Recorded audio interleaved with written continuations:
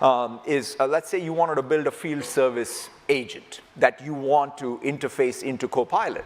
All you got to do is give it a system prompt, tell it that, hey, I want you to be a field service agent, point it to a SharePoint site where there's a bunch of documents related to field service, add to it even additional data sources. In this case, their Dynamics as the system of record for field service, and you have an output, which is essentially a field service agent, which now you can talk to and have a conversation with, just like you would with any other regular CoPilot conversation, right? So that simplicity, it's kind of like back in the day, we just created an Excel spreadsheet. It's no more mystical than that. Just like how you could create an Excel spreadsheet that was a forecast, you can now create AI agents using a low-code, no-code tool like CoPilot Studio, put it into CoPilot. You can even think of these as the new form of applications. So that was Satya Nadella at the AI tour in London, showing you all just how easy it is to create AI agents. Now, I think most people don't understand the entire AI stack that Satya Nadella talks about. He talks about CoPilot and how this entire thing is going to be integrated with AI. And I think this talk is one of the very best ones that we get to see how the future of work is. We know that Microsoft is integrated into tons of computers, even if you're not on the Mac. And this is going to be a really integral piece of information because this is largely how the future of work is going to be on our personal computers. So I'm going to break down this keynote speech, giving you guys the details, but this is one of the most insightful things that didn't get enough recognition. So firstly, Satya Nadella actually speaks about how these agents are going to have reasoning and planning. Some of them are going to have memory, and how this brings together the agentic experience for not just work, but for a variety of different experiences that we're going to be having in the future. To make sense of it.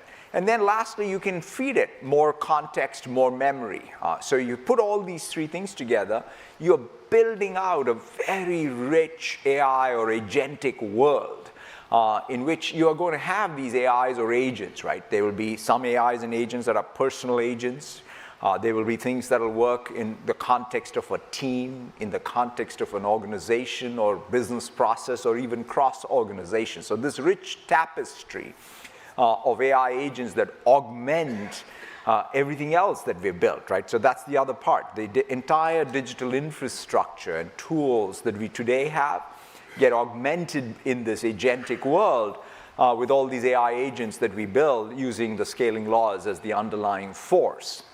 Now, of course, so then this is where we actually get Satya Nadella talking about how this is going to be the UI for AI, how CoPilot is basically going to be the interface for how AI interacts and integrates with your computer. I think that's the best way to put it because it lets people understand how the future of agentic AI will be when it manages to merge with your computer and other essential applications. To us, you should think of CoPilot as the UI for AI. That's the simplest way I think about it. We then have the CoPilot and AI stack. So to be able to, for you to build your own AIs and AI agents and CoPilots, we have a full stack. And then lastly, this new set of devices, which are these CoPilot devices. And so I want to talk about each of these platforms, starting with CoPilot. Now, as I said, if you start with this idea that this rich agentic world ultimately does need to meet us, and we need to meet it. That means you need a UI interface, right? Just like the PC or the phone was the user interface, or the apps on a phone or a PC were the interface to essentially digital technology. These copilots, and CoPilot is the UI for all of this AI, right? Even in a world where there are a lot of agents that are working autonomously, they do need to raise exceptions, get permissions from us. And the question is, how does that happen? It happens through this new organizing layer for how, in particular, work gets done. In fact, work artifact and workflow is going to change. A great example of this is just a month ago, we launched something called Pages. Just like, say, back in the day in the 90s, we launched Excel or Word, which were basically editors to create new artifacts. Pages is the first, I would say, user experience to create new AI-first artifacts, right? I can search the web or my work for retrieving information. And then I can put it into Pages, and it's a document that I can then share across the organization, and I can work with AI and humans. In fact, I sort of say the metaphor I use is I think with AI and work with my colleagues at work, right? That's the new workflow. What was the previous workflow? I thought on my own. I created artifacts and I shared it across the organization and collaborated. But now I not only have a cognitive amplifier effectively with AI, where I do my work, and then I create artifacts and I collaborate with my colleagues in order to get things done. And so that's really the beginning of this CoPilot era, where it's just not about a chat interface, but it shows how chat is just one modality of being able to retrieve information, but it does lead to more sophisticated workflows and collaboration.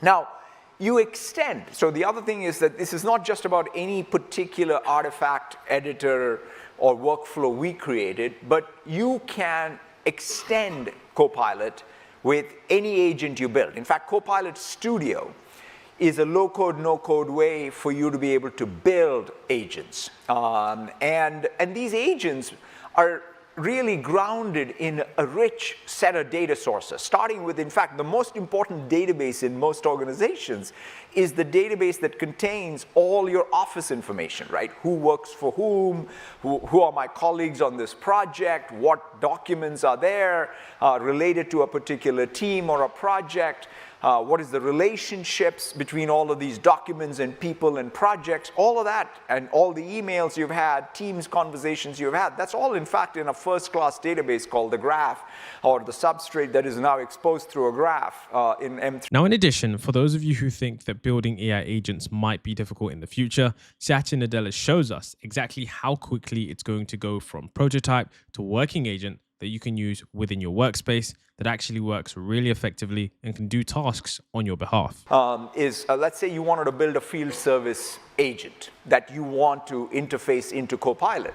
All you got to do is give it a system prompt, tell it that, hey, I want you to be a field service agent, point it to a SharePoint site where there's a bunch of documents related to field service, add to it even additional data sources. In this case, their Dynamics as the system of record for field service, and you have an output, which is essentially a field service agent, which now you can talk to and have a conversation with, just like you would with any other regular CoPilot conversation, right? So that simplicity, it's kind of like back in the day, we just created an Excel spreadsheet. It's no more mystical than that. Just like how you could create an Excel spreadsheet that was a forecast, you can now create AI agents using a low-code, no-code tool like CoPilot Studio, put it into CoPilot. You can even think of these as the new form of applications. This is where we actually get the OpenAI demo of the agent that you saw in an earlier video that I posted. So this one is a lot more detailed because it is a hands-on demo, and this has a real working example.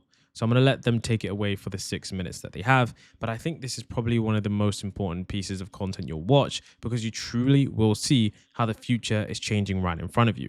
Please don't miss this kind of content because I think the future is going to come quicker than you can imagine, and not paying attention to exactly how the world is changing is a grave mistake. But nonetheless, this is, of course, these Microsoft Copilot agents. Let's take a look. It all starts with an incoming email from a prospective client, much like you see on the screen right here. Now, previously, they had had people on the back end essentially receiving these emails, parsing through them, and figuring out what to do next. Who should it be routed to? What expertise did they have in the firm? But this is where the autonomous agent comes in. Now, an email comes in, and the agent springs into action. What you see here is that it will begin to parse out the email, moving through the ambiguity of human language to, for instance, find out what the engagement's about, to check the engagement history, to also map it to their industry standard terms, and then finally to try and find the right person to take the next step within the firm. With all of this information in hand, the agent then goes about writing an email that takes all of this information and summarizes it for the receiving partner. And what you see on the screen is exactly that. In comes a whole bunch of human-written email. The agent processes it, summarizes it, and sends it to the right partner in the firm to take that very next step. Now, it's worth pausing for just a moment here to reflect on what you're seeing. It happens so fast, you might miss it. But essentially, this agent has been given a loose set of instructions, kind of like you would to a human, and it deals with all of the messiness of human communication, figuring out what the right next touch point is for the customer. Now, this is magic, but it's only half of the magic, because now we're going to go behind the scenes to see how easy it is to actually create an agent just like this. For this, we will move over into CoPilot Studio. Here you see that we have programmed up with McKinsey the agent, but not using a sophisticated programming language, instead using natural language, the same way that you would tell a colleague to get ready to do this task. You also see that what makes this agent autonomous is that we can set what's called a trigger. In this case, the trigger is set to watch an email address and to react immediately when an email comes in. But in fact, you can set it to look for events across a whole wide range of systems, sitting there working for you 24/7, waiting for an event to come that gets it going.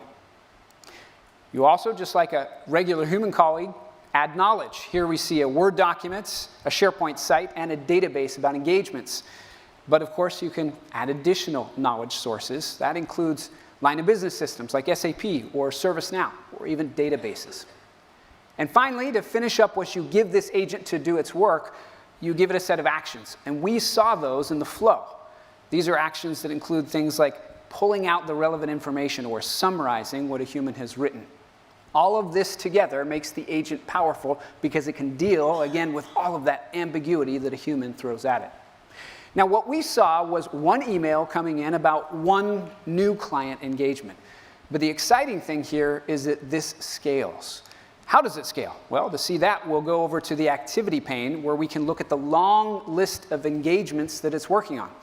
Zooming in up top, for instance, we can see that it's worked on over 1,300 engagements, and there are 33 in progress. If we want more details, we can go into the Analytics tab. What this means is that this agent is always working on behalf of the firm, and that's very exciting for us. Now, from here, we also see that although the agent's amazing, it does sometimes need some human help. So we're going to jump into a case, the second from the top here, where we will see that it gets a little bit stuck. As you look, it's gone through those steps that we saw previously, but it's stuck here at that one where it's looking for the partner. And if we zoom in, we can see why. Here, for instance, we see that it's picked the right partner, but that partner has now left the firm. It has an instruction that says if that's true, it needs to escalate to a human manager to give it someone else to go to. Now, to see what that looks like, we're going to switch over to CoPilot and see that interface with that human manager. Here at the bottom right, you will see that a notification pops up in CoPilot. Then the manager gets all the information he or she needs and can provide the right person to route the email to.